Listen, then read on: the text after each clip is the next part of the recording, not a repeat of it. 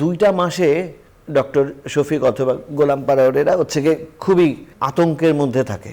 একটা হচ্ছে ডিসেম্বর মাস এবং আরেকটা হচ্ছে মার্চ মাস।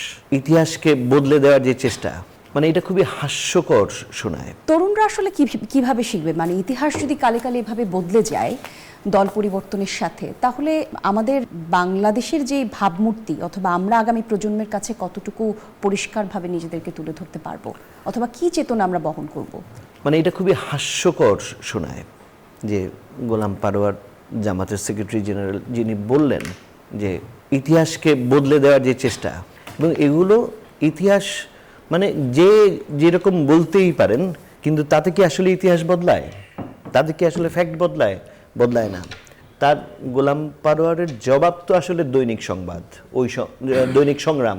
ওই সময়ে দৈনিক সংগ্রামের রিপোর্টগুলোই বলে, দৈনিক সংগ্রাম তো তাদের এখনো মুখপাত্র, ওইখানেই তো মানে তারা স্বীকার করে নিয়েছে যে আলবদর কারা, রেজাকার কারা, আলসামস কারা, কারা নেতৃত্ব দিয়েছে, কাদের নেতৃত্ব হয়েছে, কার নেতৃত্ব হয়েছে, এই রিপোর্টগুলো তো দৈনিক সংগ্রামেই আছে।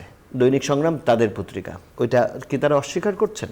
আর যদি একটা গণ অভ্যুত্থান হলো, মাত্র 1.5 বছর আগে একটা গণ অভ্যুত্থান হলো, এবং এই গণ অভ্যুত্থানকে এটা আমি তো বলবো যে এটা কলঙ্কিত করবার চেষ্টা এবং এটাকে দখল করবার চেষ্টা, বাংলাদেশের ইতিহাসকে বদলে দিয়ে যদি তারা ভাবে যে তারা পুরো ইতিহাসটাকে দখল করে নেবে বা তাদের রাজনীতি বা তাদের দর্শনকে এখানে কায়েম করবে, এটা আসলে ঘুরে বালি। এবং বাংলাদেশের তরুণ সমাজের কাছে এক একজন বিভিন্ন সময়ে বিভিন্নভাবে ইতিহাসের যে ভিন্ন ভিন্ন আখ্যান দেবার চেষ্টা করেছেন, কিন্তু তরুণরা কিন্তু সেটাকে গ্রহণ করে নাই কখনোই। এবং ইতিহাসের ধারাবাহিকতা হচ্ছে ইতিহাস থেকে কেউ শিক্ষা গ্রহণ করে না এবং এরাও শিক্ষা গ্রহণ করছে না। তাদের বহু বছরের যে প্রচেষ্টা ইতিহাস বদলে দেওয়ার, এবং আপনি খেয়াল করবেন 2টা মাসে ডক্টর শফিক অথবা গোলাম পারাওয়ারেরা হচ্ছে গিয়ে খুবই একটা আতঙ্কের মধ্যে থাকে। একটা হচ্ছে ডিসেম্বর মাস এবং আরেকটা হচ্ছে মার্চ মাস। কারণ এই জায়গার ন্যারেটিভটা বদলে দিতে পারলেই তারা ভাবে যে তারা বোধহয় এই দেশটাকে দখল করে নিতে পারলো।